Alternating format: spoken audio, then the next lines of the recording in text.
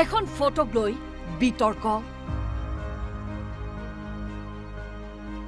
কোনে ভাইৰেল কৰিছে এই ফটোখন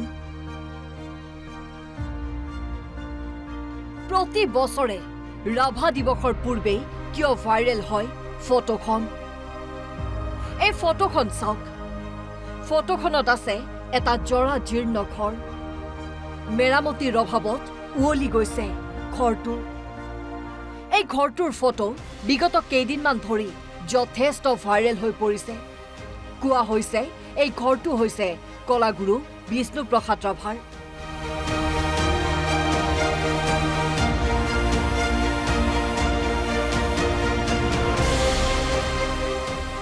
কিন্তু এইটো কলাগুৰুৰ ঘৰ হয় জানো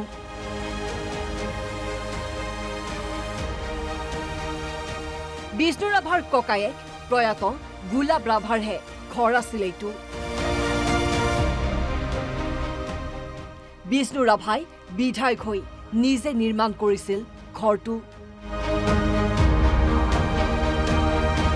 20,000 টকাৰ ঋণ লৈ ঘৰ বনাইছিল কলাগুৰু বিষ্ণুপ্ৰসাদ ৰাভাই ঘৰটো গোপাল ৰাভাৰ পুতেক ডাঙৰটো পুতেক গুলাব ৰাভাৰ নামত আছে যুক্তিয়ে নাই কাষত এটা বেংকৰ পৰা লোন লৈ ঘৰ এটা বনোৱাৰ তাতেই থাকিলহেঁতেন যিটো ঘৰ তেওঁ নিজেই সাজিছে 20,000 টকা লৈ পেলাই যিটো সুতে মূল্য গৈ পেলাই মৃত্যুৰ সময়ত 60,000 টকা হৈছেগৈ যিটো সেই 60,000 টকা বিমলা প্ৰসাদ চলিহাই চৰকাৰৰ ফালৰ পৰা পৰিশোধ কৰি দিছে এতিয়া প্ৰশ্ন হৈছে ৰাভা দিৱসৰ পূৰ্বে প্ৰতি বছৰে কিয় ভাইৰেল হয় ঘৰটো কোনে এইদৰে অনাহক বিতৰ্ক সৃষ্টি কৰিব বিচাৰে তৰুণ গগৈদেৱে নিজেই কৈছে যে যেহেতু এইটো ঘৰটোক লৈ পেলাই আমি বেনে হাল্লা কৰি আছোঁ বিষ্ণুৰাভাৰ নহয়েই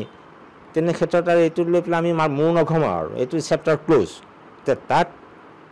মুকলিকৈ ঘোষণা কৰা এজন মুখ্যমন্ত্ৰী ৰাজ্যৰ মুৰব্বী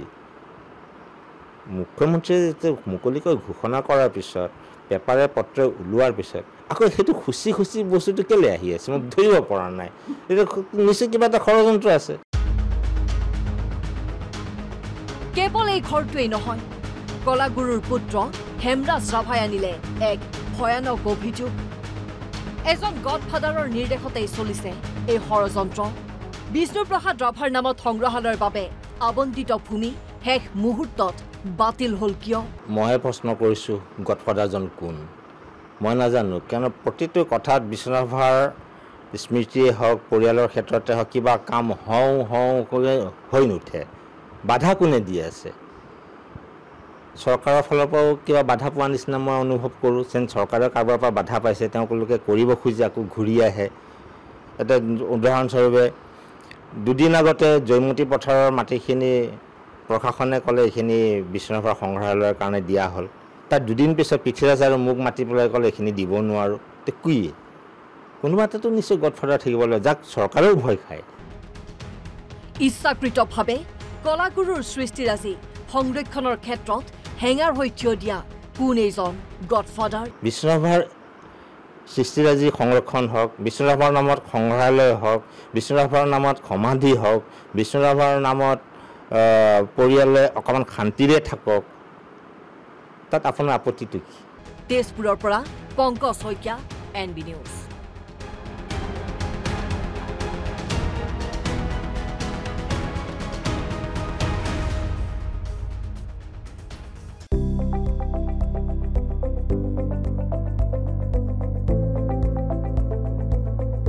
NB নিউজ সহজ সৰল ভাষাত নৱভাৰতৰ কথা